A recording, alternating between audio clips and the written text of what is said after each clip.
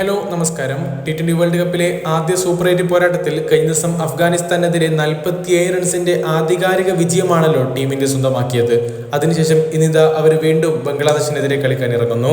തീർച്ചയായിട്ടും ഒരു കിടിലൻ മത്സരം തന്നെയാണ് ആരാധകർ ആഗ്രഹിക്കുന്നതും പ്രതീക്ഷിക്കുന്നതും. ഇന്ത്യൻ ടീം ഇങ്ങനെ ആധികാരിക വിജയങ്ങൾ സ്വന്തമാക്കിക്കൊണ്ട് ആ ഒരു വിന്നിംഗ് സ്ട്രീക്ക് വിജയക്കുതിപ്പ് നിലനിർത്തുന്നുണ്ടെങ്കിൽ കൂടി തുടരുന്നുണ്ടെങ്കിൽ കൂടി ഇന്ത്യൻ ടീമിന്റെ ആ ഒരു 11-ൽ ചെറിയ തോതിലുള്ള ചില പ്രശ്നങ്ങളില്ലേ എന്നുള്ള ചോദ്യങ്ങൾ ഇപ്പോൾ സജീവമാണ്.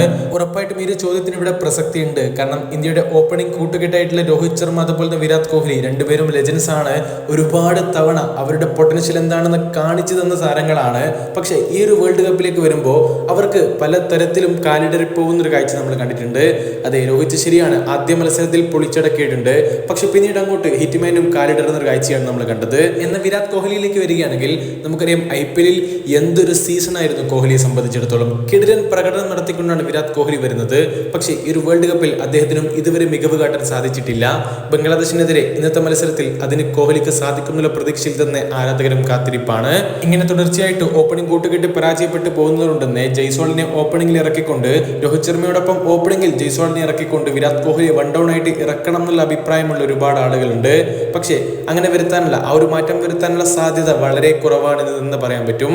കാരണം നമുക്കറിയാം ജയ്സ്വാളിനെ ആദ്യ 11-ൽ ഇറക്കുമ്പോൾ തീർച്ചയായിട്ടും ആ ഒരു ഈ പൊസിഷനിങ്ങിലൊക്കെ വലിയ തോതിലുള്ള മാറ്റങ്ങൾ വരുത്തേണ്ടി വരും. പക്ഷേ വ്യക്തിപരമായിട്ട് എന്റെയും അഭിപ്രായം ഇത് തന്നെയാണ്. രോഹിത് ശർമ്മയ്ക്കും വിരാട് കോഹ്ലിക്കും ഓപ്പണിംഗിൽ മികവ് കാട്ടാൻ സാധിക്കുന്നില്ലെങ്കിൽ ജയ്സ്വാളിന് ഒരു അവസരം നൽകേണ്ട സമയമായിരിക്കുന്നു. അറിയാം, ഇതൊരു വേൾഡ് കപ്പ് ടൂർണമെന്റ് ആണ്, ഓൾറെഡി സെറ്റ് ആയിട്ടുള്ള ടീമാണ്. അതുകൊണ്ട് തന്നെ വലിയ തോതിലുള്ള മാറ്റങ്ങൾ വരുത്താനൊന്നും പറ്റില്ല എന്നുള്ള കാര്യം കൃത്യമായിട്ടെന്ന് അറിയാം. പക്ഷെ ഇനി വരാനുള്ള മത്സരങ്ങളൊക്കെ വളരെ പ്രധാനപ്പെട്ട കളികൾ തന്നെയാണ്. അതുകൊണ്ട് തന്നെ ഈ ഒരു ബാറ്റിംഗ് പ്രകടനം തീർച്ചയായിട്ടും എല്ലാ ആരാധകരെയും അത്രത്തോളം സാറ്റിസ്ഫൈ ചെയ്യിക്കുന്ന ഒരു പ്രകടനമാണോ എന്നുള്ളത് സംശയിക്കേണ്ടിയിരിക്കുന്നു. പക്ഷേ ഓൾറൗണ്ട് നോക്കുകയാണെങ്കിൽ ടീം ഇന്ത്യ ഗംഭീര പ്രകടനം തന്നെയാണ് കാഴ്ചവെച്ചുകൊണ്ടിരിക്കുന്നത്.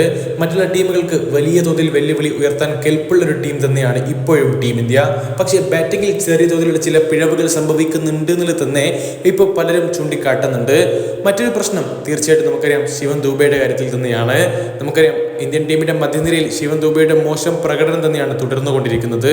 USA-ക്കെതിരെയായിട്ടുള്ള അവസാന ഗ്രൂപ്പ് മത്സരത്തിൽ 35 പന്തുകളിൽ നിന്ന് 31 റൺസ് എടുത്ത് ഭേദപ്പെട്ട പ്രകടനം പുറത്തെടുത്തിട്ടുണ്ടെങ്കിൽ കൂടി ബാക്കി കളികളിലൊക്കെ ദൂബെ ഫ്ലോപ്പായി പോകുന്നൊരു കാഴ്ചയാണ് നമ്മൾ കണ്ടത്. അതുകൊണ്ടൊക്കെ തന്നെ പകരം മലയാളി താരം സഞ്ജു സാംസണിനെ ഇറക്കേണ്ട സമയം അതിക്രമിച്ച് കഴിഞ്ഞിരിക്കുന്നു എന്നുള്ള അഭിപ്രായമുള്ള ഒരുപാട് ആളുകളെയും കാണുന്നുണ്ട്.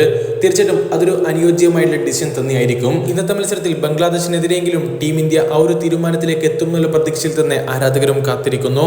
അപ്പൊ പിന്നെ എന്താണ് ഒരു വീഡിയോയെ കുറിച്ചുള്ള നിങ്ങളുടെ അഭിപ്രായങ്ങൾ? അടുത്തൊരു വീഡിയോ ആയിട്ട് നമുക്ക് വീണ്ടും കാണാം. അതുവരേക്കും ചെറിയൊരു ഗുഡ് ബൈ.